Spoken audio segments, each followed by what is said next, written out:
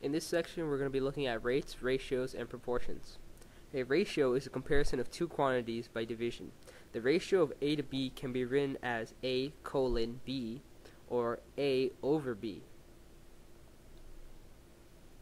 Ratios that name the same comparison are said to be equivalent. A statement that two ratios are equivalent, such as 1/12 equals 2/24, is called a proportion. Now we're going to look at an example of using ratios in a problem.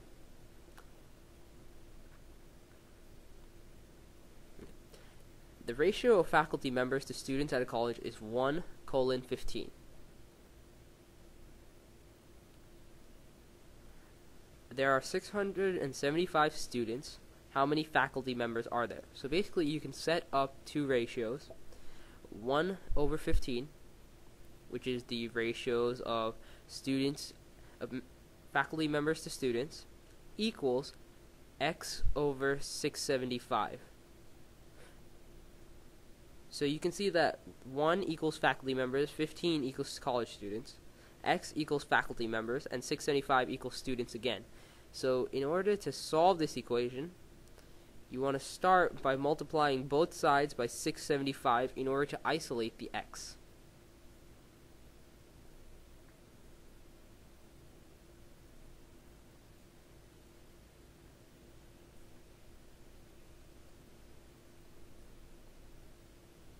When we multiply the right side by 675, both 675's cancel out, leaving us with 1x.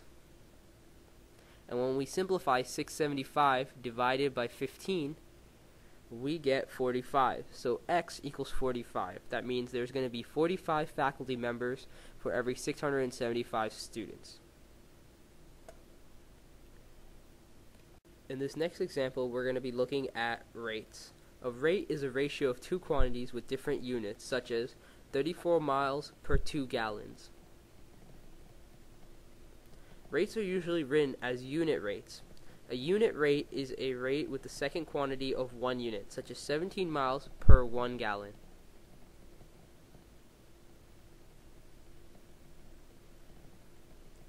We're going to look at an example of this and how it's used in math. Our problem is Tony ate 53.5 hot dogs in 12 minutes to win a contest. Find the unit rate in hot dogs per minute. So we're going to start by setting up two rates. We got 53.5 divided by 12 minutes. That means he ate 53 hot dogs in 12 minutes.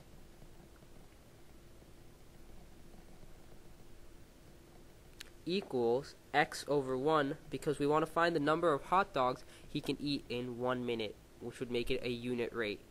So in order to isolate the x, we have to multiply both sides by 1.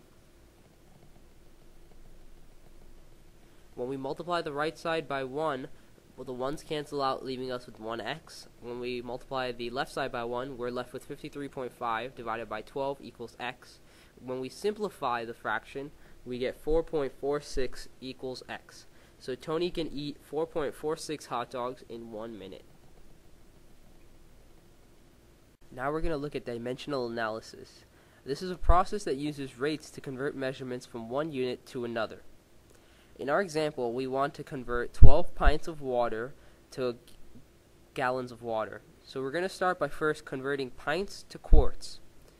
For every 1 quart, there's 2 pints. So 12 pints times 1 quart divided by 2 pints.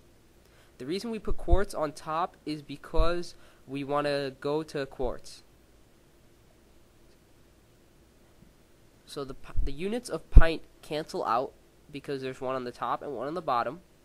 When 12 times 1 is 12, and then divided by 2 is going to equal 6. So we have 6 quarts. Now we want to go from quarts to gallons. 1 gallon equals 4 quarts. So we can set up another rate. So 1 gallon divided by 4 quarts times 6 quarts.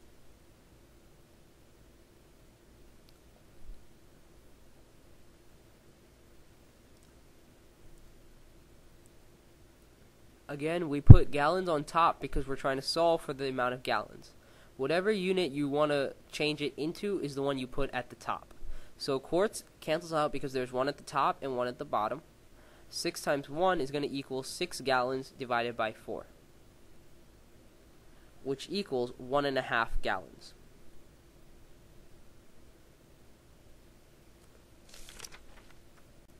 Now we're going to look at solving proportions. So let's look at the example. 5/9 equals 3 divided by W. Because we're solving for a proportion, we can cross multiply, which means 5 times W and 9 times 3. So we're going to be left with 5W equals 9 times 3. We can simplify the equation a little and make it 5W equals 27. Now we want to isolate our variable. So in order to isolate the variable, we would have to divide both sides by 5. Because when we divide the left side by 5, we're left with 1W equals 27 over 5. The W is by itself, and we can simplify the right side, or we can leave it in the mixed fraction. So 27 over 5. Now we're going to look at another example. 8 over x plus 10 equals 1/12.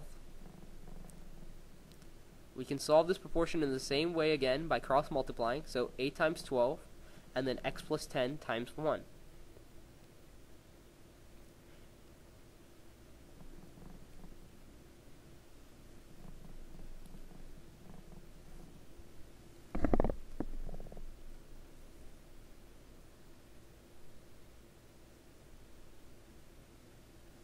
Okay, so let's simplify the equation first.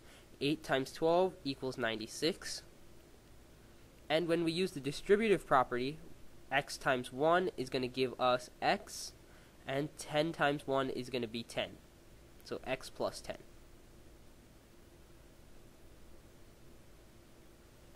Now we have to isolate our variable once again. In order to isolate our variable, we have to do the opposite of plus 10, which is minus 10. So we must subtract 10 from both sides. When we subtract 10 from the right side, we are left with x plus 0, so just x. So x is now going to equal 96 minus 10, which is 86.